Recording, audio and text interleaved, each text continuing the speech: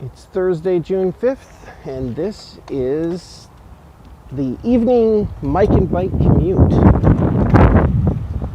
And this afternoon, I'm listening to This American Life again, and the theme is sales. An interesting thing. I tend to agree that a lot of stuff in life is about sales. So,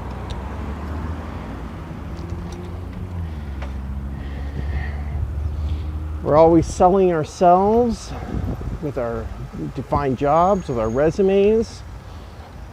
We're selling ourselves to friends, to build, even in school, trying to put our best foot forward.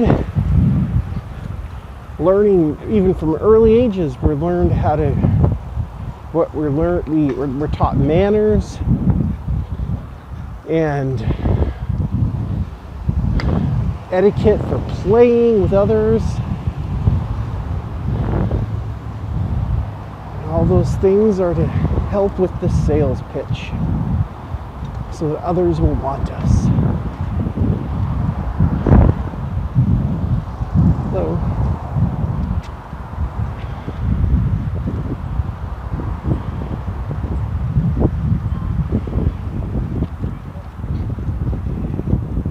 So it's, as much as many of us might disdain sales, it's an integral part of everyone's life. In some senses, it's become even more important these days than it used to be. When you're looking for work, just sending in your resume.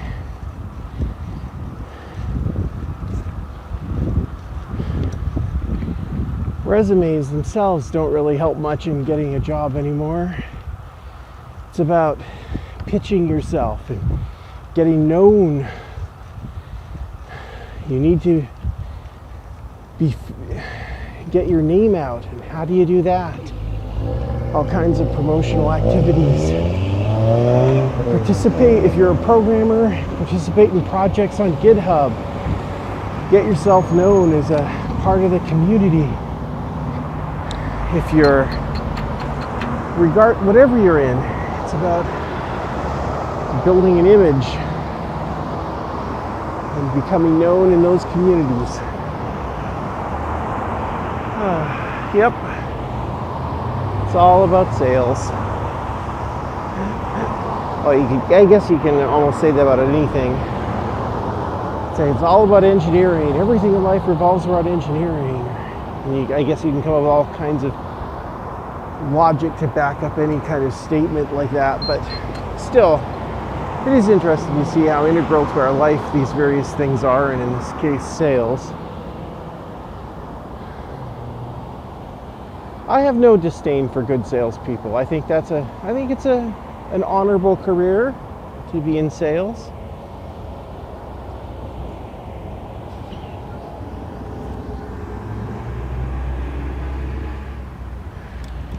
Where things gotta go off the rails, though, are where we get into the realms of misrepresentation and deception. I don't know, well, maybe deception is too harsh a word. Well, in some cases, but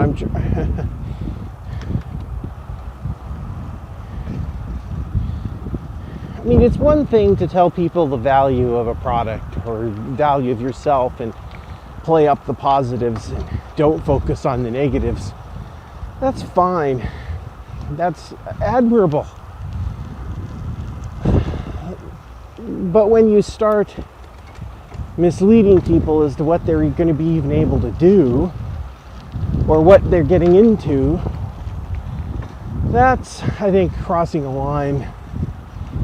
I recently was trying to order some supplements that my mother wanted for her arthritis, and the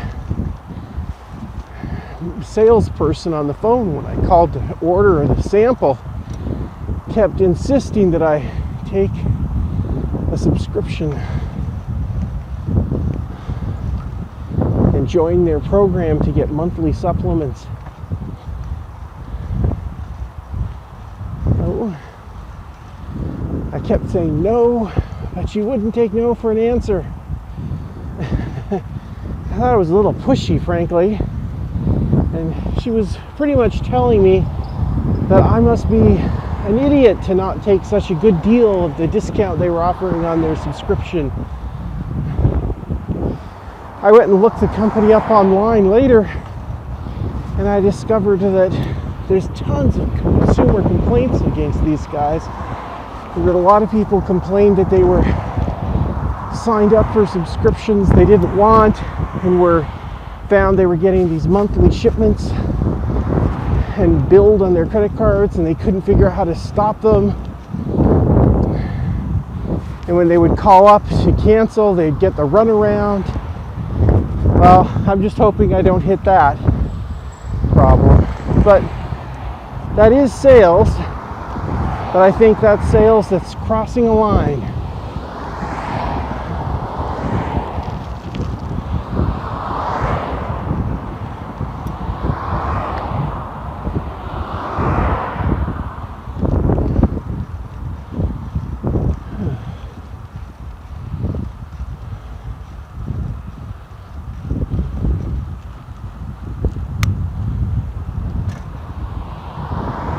Yep. Heck, I mean, I think sales to a certain extent are even important towards ourselves. I'm always pitching myself on things.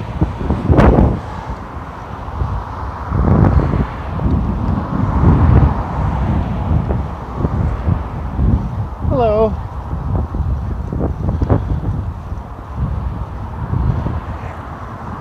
Certainly lots of people out today this afternoon.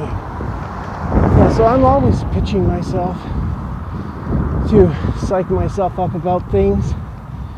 It's like telling myself how great it's going to be for doing various things and willfully playing down the downsides in my mind. Just before this bike ride, I was thinking to myself, let's take a break, Mike. You don't need to turn on the video and do another Mike and Bike episode today. You've done enough for this week. You can take a break. And I thought, no. But think, we're just one ride home, you'd have yet another episode. Why waste that opportunity? So I psyched myself up doing my own little sales pitch to myself in my head as to the benefits. And here I am doing yet another Mike and Bike episode.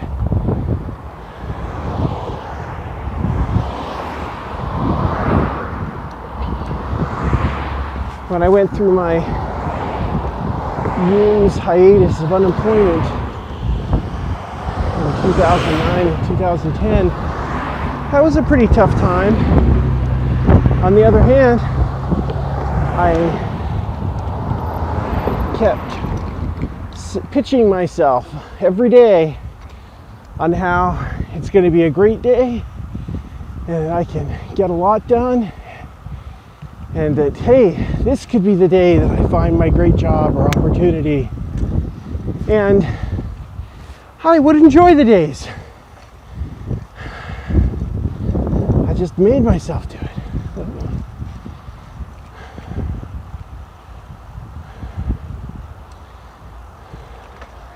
I found lots of interesting things to take my time. I would reach out to people that I would find in social networks like LinkedIn, who I thought could be good to know, and invite them to be on a podcast show and interview them.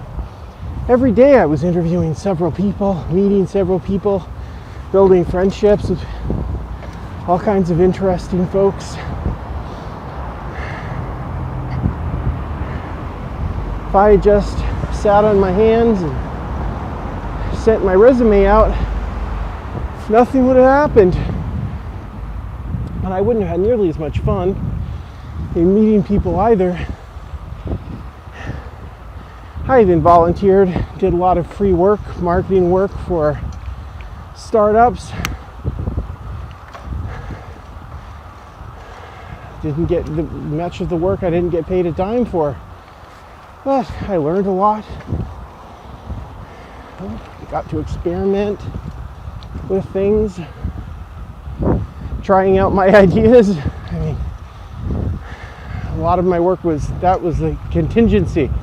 I'd volunteer to work for some guys who were trying a business idea, and I'd say, hey, I've got this marketing idea or concept I'd like to try. Hey, I'll do it for free for your business if you let me use my idea. And what do you know, there were definitely some bootstrapping entrepreneurs who didn't have any money, and they'd let me go ahead and try.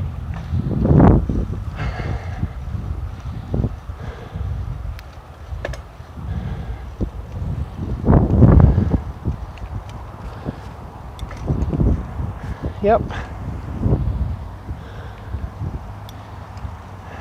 There's never an excuse for a lapse in employment on your resume. I can legitimately say that I've always been working.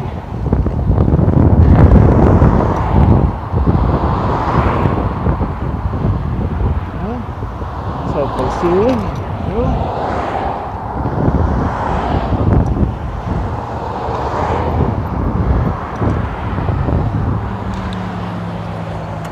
Well, you can definitely see some of the seeds flying through the air.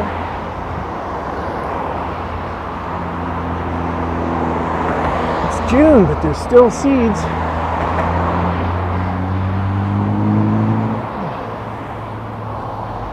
Just like a mini snowstorm.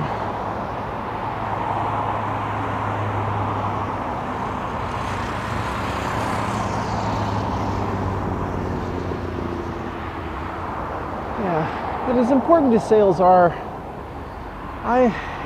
in some senses, I've never been a great salesman.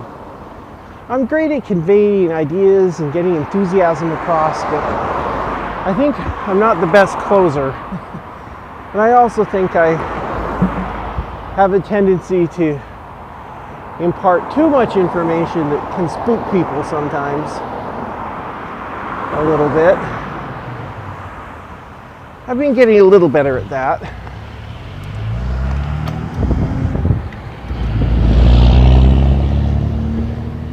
Sure, there's lots of potential things that could go wrong and so on, but you don't have to dwell on it or focus it, particularly in your first discussions.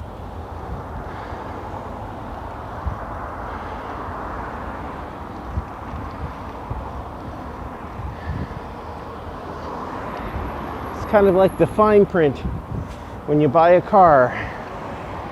You know, yeah, people can die in car crashes, but does the salesperson tell you that when you're buying it on the car lot? Nope. And could a car blow up in an explosion in particular types of crashes? I guess it could, but the odds of that happening are pretty slim.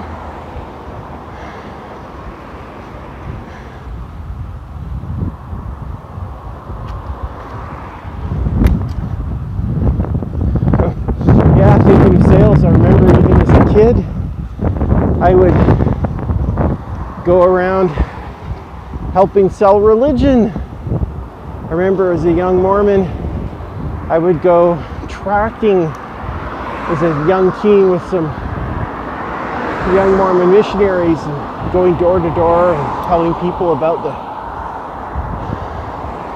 Book of Mormon and the Word of God and so on. Yeah. There's nothing like learning how to deal with rejection trying to sell religion door to door, I'll tell you that.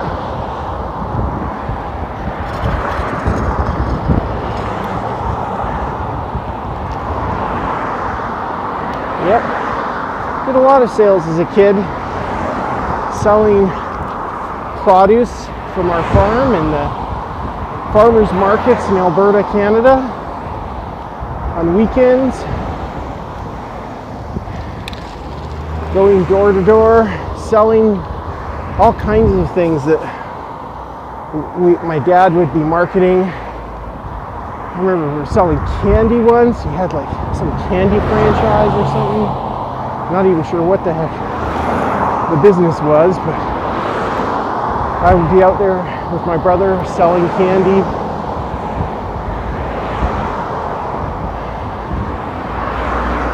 I remember one summer my dad drove us up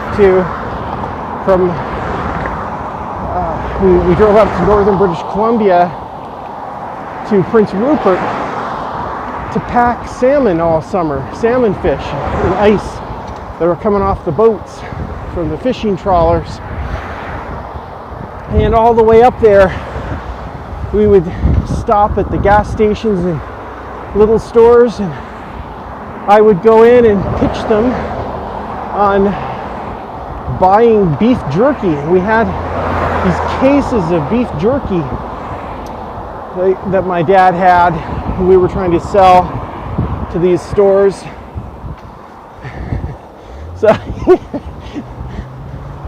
So there I am, 13, going in to these stores selling them cases of beef jerky that they could sell to their customers.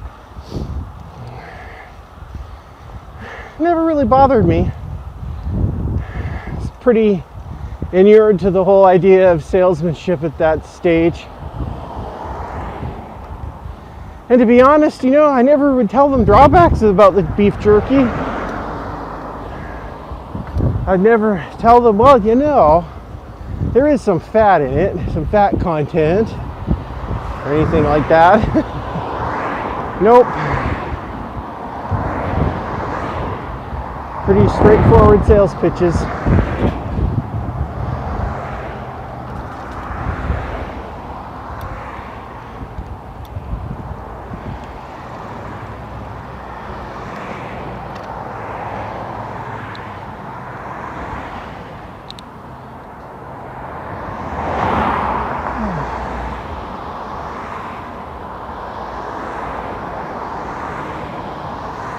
Yep, it's definitely getting to be rush hour.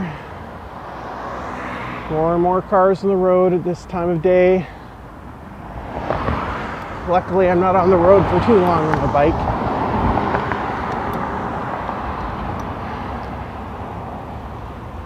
Here we go.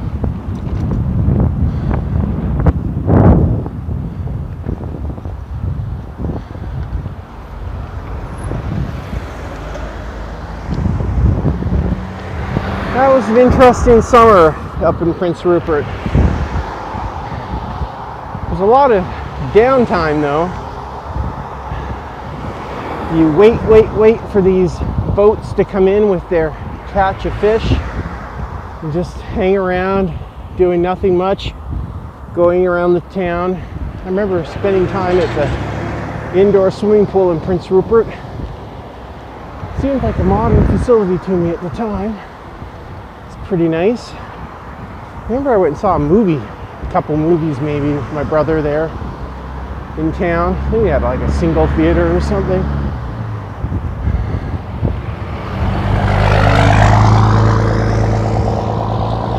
Can't recall what else we did. I've always liked reading, so I'm sure I had a lot of books with me. I can't remember reading what I read that summer though. I also remember long hours standing on the pier packing fish.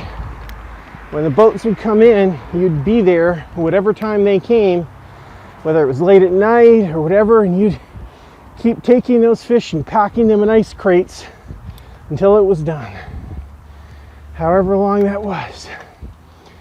15, 16 hours, whatever. Hi. The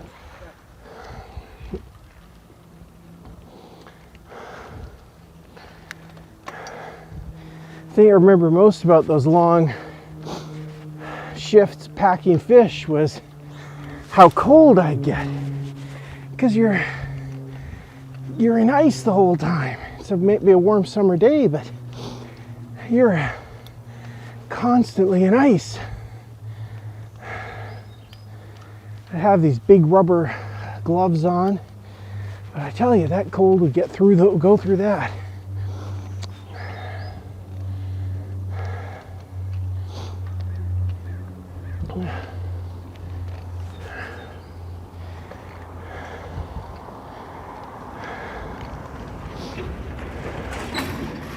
Tell you, I think my daughter has some good sales skills. From a very early age, she understood that a good way to get what she wanted was to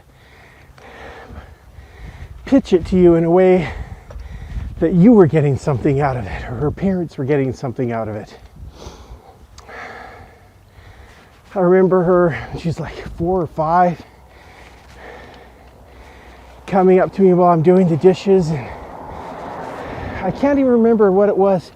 She was saying something like, wouldn't you like it if it was way easier for you to do this, Dad, and stuff? And I was saying, yeah, well, that wouldn't be bad if it was easier for me to do this thing, whatever it was she was talking about. I said, great, because if you just got me this particular thing, then I'd be able to help you.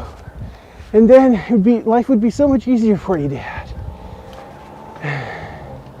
So she was really thinking there, what would motivate me to want to get her the thing she wants?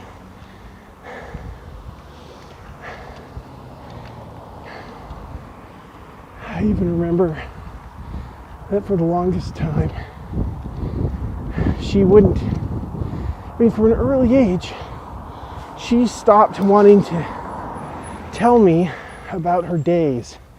So one thing I'd love doing when I would see her when I get home from work is to ask her, hey, how was your day? How'd it go? And she didn't want to talk to me. She said, no, I don't want to talk.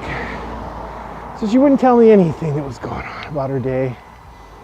And then late in the evening when it's her bedtime, and I tucked her into bed and was going to turn out the lights, she'd say, but Dad, wouldn't you like to hear about my day? So she'd wait to the very end, right when it gives her the maximum leverage, because she knows I want to hear what happened. And this is the time she doesn't want to go to bed. So she's saved it all up, this piece of value that she had, that now she can trade it for precious time of not having to go to sleep.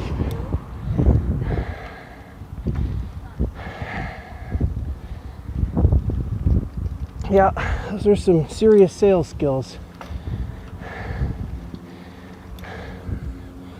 My son is always being a little more direct.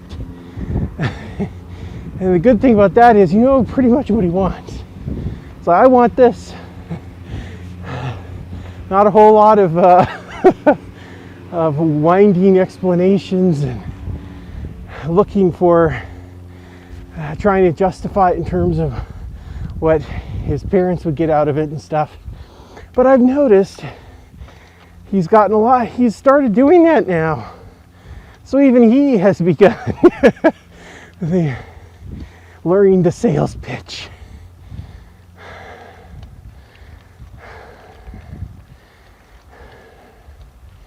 So putting it that way, a big part of sales is actually getting to know somebody. Hi.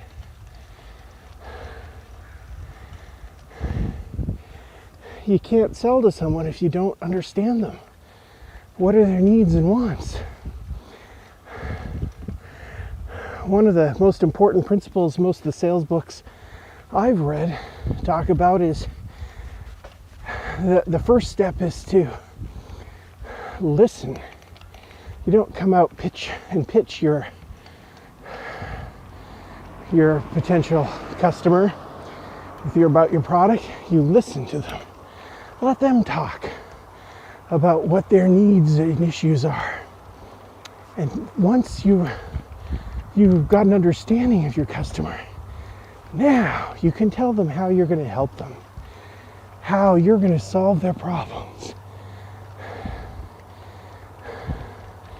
So, ironically, a good salesman is a good listener. They're a good psychologist. And what can be bad about that? The world could use more people who listen and don't just push their agenda all the time. Or if they do have an agenda, they push it in a way that makes you think they're doing you a favor. That is the art of a good salesman.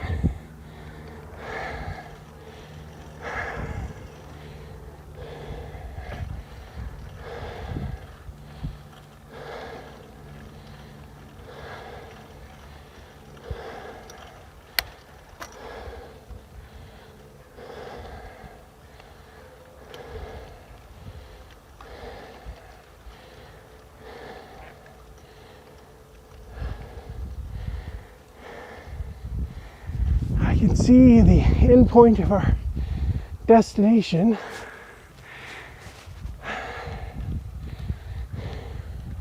And the end of our show for today. This has been another great episode of Mike and Bike. See you tomorrow.